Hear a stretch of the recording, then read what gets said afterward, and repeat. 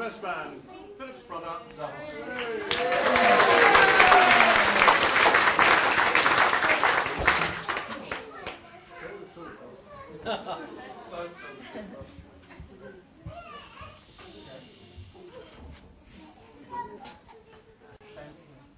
Look, I know it's traditional for the best man to stand here today and say things like, you know, who would have thought it? Flip watching it, man. But who would have thought it? Fella once again married!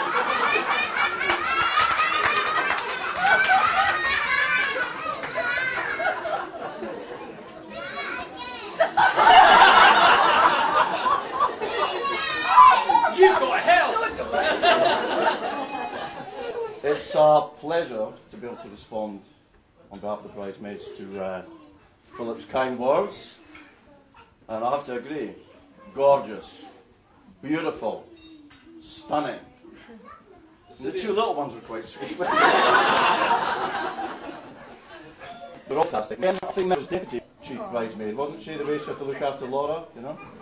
Laura, you're a little princess. Daddy is very proud of you today.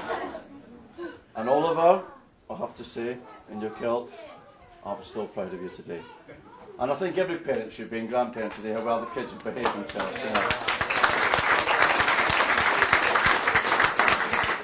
And Lorna, you didn't scrub up too bad, did you? Actually, I've got to take my hat off to Philip over the last few months, since he announced he was getting married. Maybe there's a few old cynics about, right? A few veterans of married life. Have we heard comments like, "Welcome to the wonderful world of fear"? That's the first thing Pete said to me. As soon as she's down the aisle, she'll change. She will try and change you as soon as you're down the aisle. It's a do as you're told life from now on in. And again, Phil's character didn't react to a bit of it. And today is the day to say there's not a shred of truth in any of it. Isn't that right, gentlemen?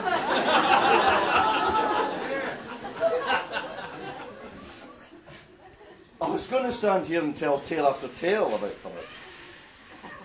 But my mother's sitting next to me. And also the word stones and glass houses. So onwards I shall tread. It's fitting I should be best man, isn't it? Yeah? No reason, it's just fitting I should be best man. No. Not only because Philip was my best man, and my mum told him as well that he should be, you know. But I've known Philip an awful long time. I've known Philip longer than he's known me. I've known him since the day I was born, and he's known me since he was 14 months old. Think about it, man. Actually, thinking about it clear. Philip's got two goals. One is that he's selfish, uncompromising, a stickler for his routine. Don't try and disrupt it. He's even managed to get married on a Friday so we can still meet up with the lads tomorrow.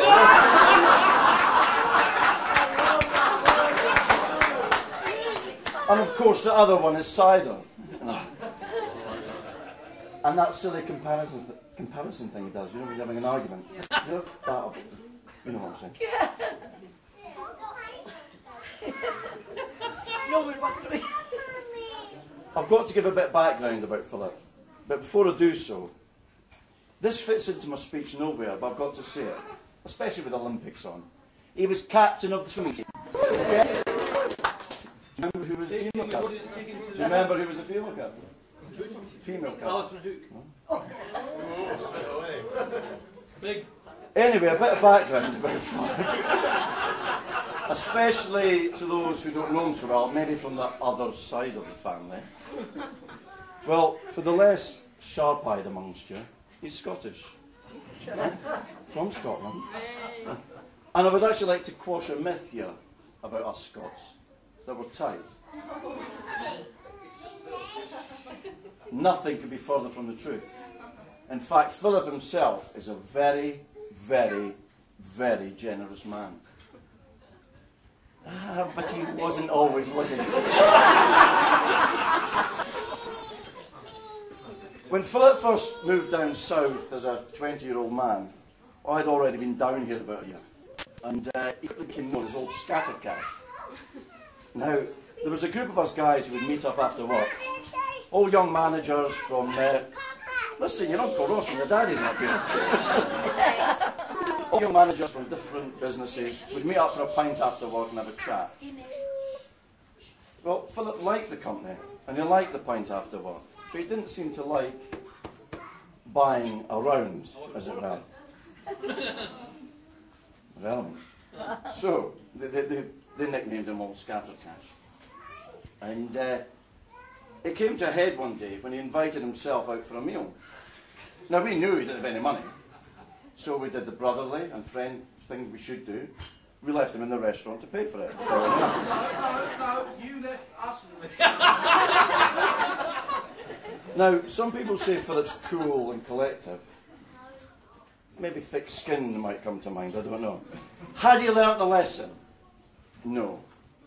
So as Christmas approached, the lads decided to buy him a present.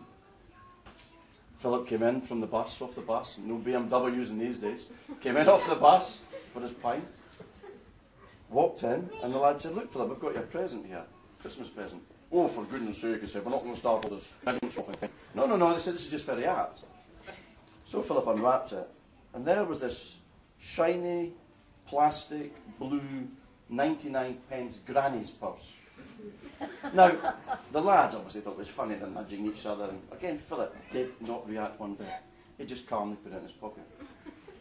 It was, okay, they took another 5-10 minutes still nudging each other, but Philip left that night, still never mentioned it. Well, the very next night, Philip comes in off the bus, walks up to the bar, "Pint of cider, please, evening, guys." "Oh," he said, "by the way," he said, "thanks for the purse." He said, "It's lovely."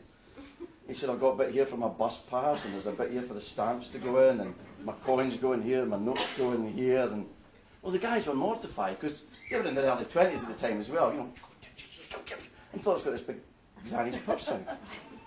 So when he went to the toilet, they said to me, "Look, you're going to have to tell him." I said, "Oh, it's nothing to do with me here, you know. So I reckon Philip equalised that night, you know. Although, did he ever break into that purse to buy us? That's all the joke was.